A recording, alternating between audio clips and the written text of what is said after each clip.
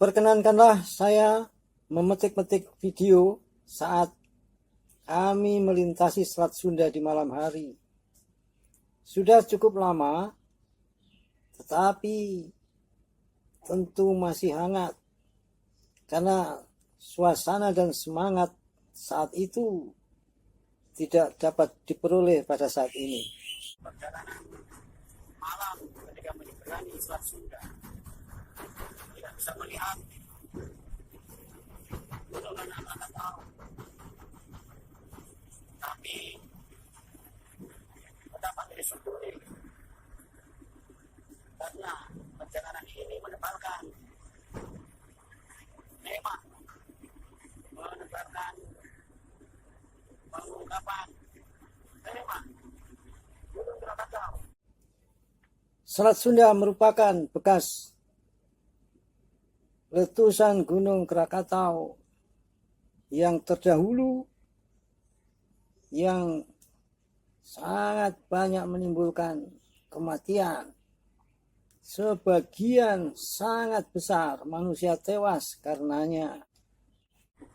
Di seluruh muka bumi ini, mitos-mitos besar merujuk pada peristiwa tersebut, letusan Gunung Krakatau. Letusan Krakatau yang memicu terjadinya banjir dunia, yang menjadikan hal-hal nyata jadi misteri. Tinggal cerita-cerita dongeng yang ternyata merujuk pada peristiwa tersebut.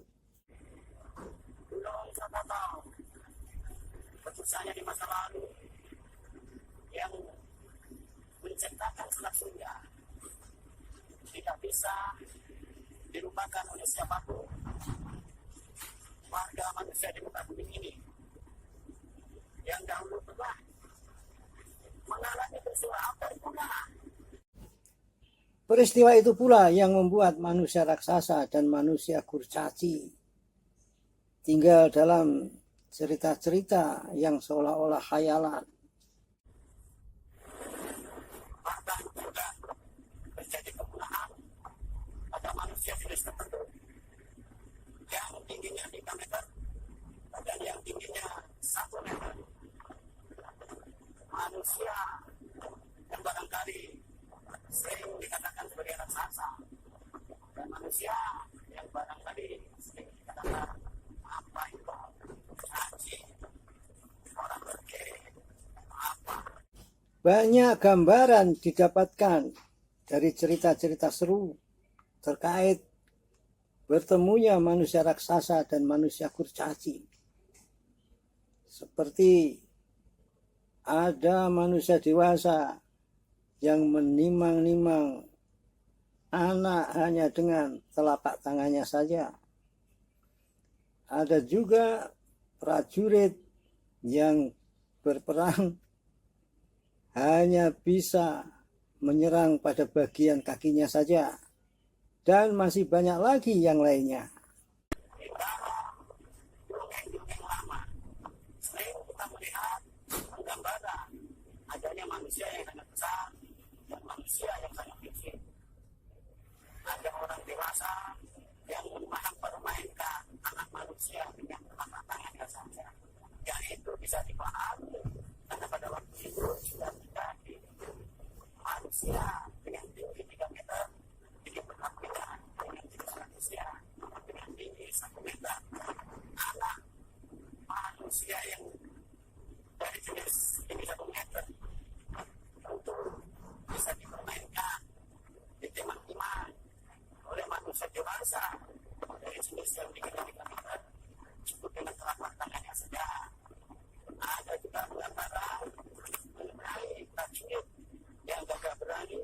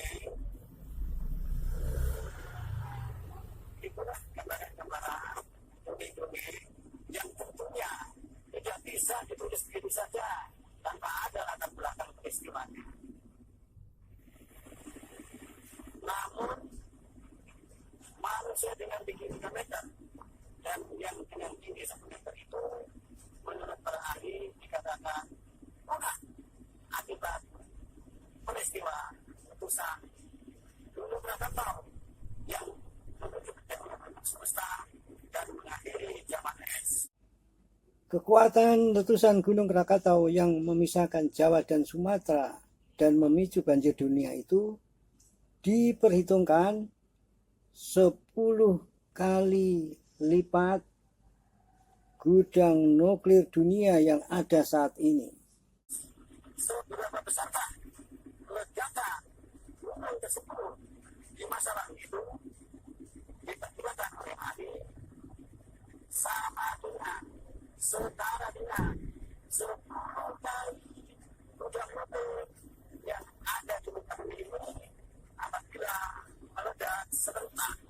Seperti itulah kekuatannya. Oleh karena itu sangat dapat dipahami apabila peristiwa tersebut menjadi cerita sumber mitos di mana-mana. Begitulah kiranya gambaran yang ada. Bukankah hal itu juga memberikan gambaran betapa ada oknum-oknum asing mengasingkan yang terbelakang tidak siap dengan kemajuan dan perubahan. Oknum-oknum asing mengasingkan dari semangat jiwa orang bangsa Indonesia sejati. Oknum-oknum asing mengasingkan diri dari realitas kecerdasan budaya. Oknum-oknum asing mengasingkan yang justru bersemangat membodohkan dengan kebodohan dalam keterbelakangan, meninggi-ninggikan khayalan,